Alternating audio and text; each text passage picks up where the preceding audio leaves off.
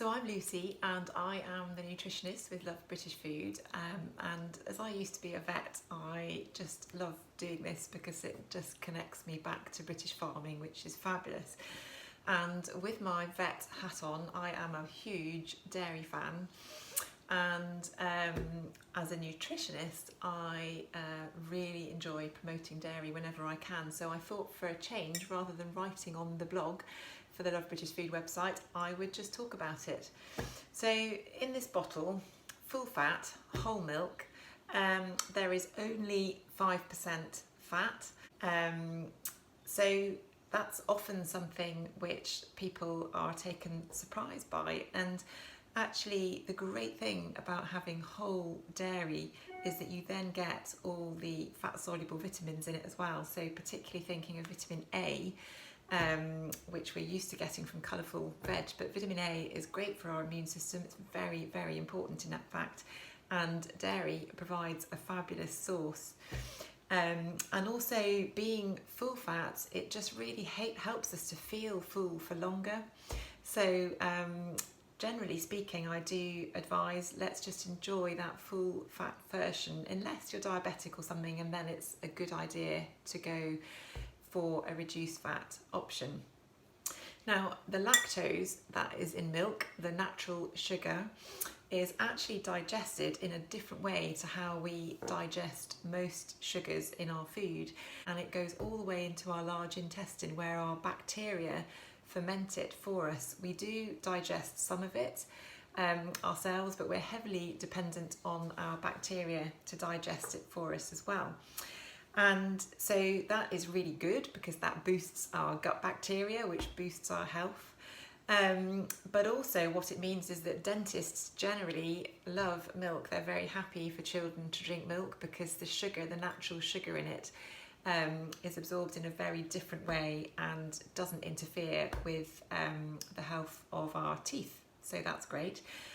Another really interesting thing is if you're lactose intolerant and perhaps can't cope with drinking milk, if you have it in its fermented form, so as a bit of cheese or a live yogurt, or even one step further, something like kefir, which is when you ferment the milk even further, then the lactose is broken down, and actually then you can tolerate small amounts if you're not able to tolerate ordinary milk, and then you can still benefit from all its fabulous nutrient qualities.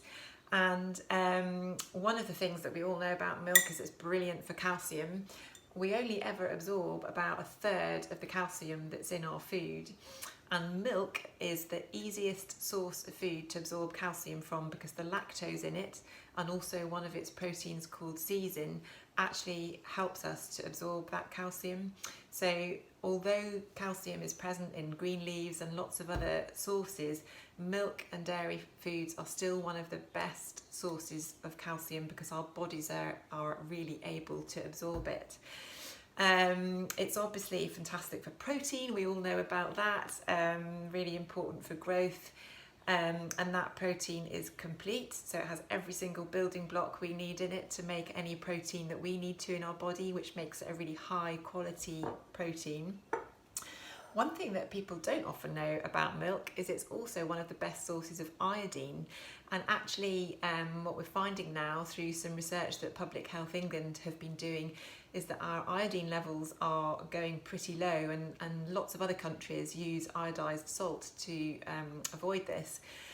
But milk still remains a good source of iodine. Iodine obviously required for our thyroid function, but it's also really, really key in the development of the brain in unborn babies. So it's important to build up good supplies of iodine before pregnancy. So actually milk throughout teenage years is a fabulous way of doing that. And in fact, about 20% of teenage girls do tend to be very low in iodine. So really, really important reason to still be enjoying dairy.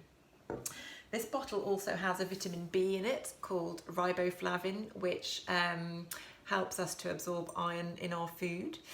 Great source of vitamin B12 though, and as we get older, so I'm 50, but as we get up into 60s and beyond, we're not so good at absorbing B12 from our food as we should do, particularly if you've been on anti-inflammatories long term. So really good to always boost your supplies of vitamin B12 to prevent anemia.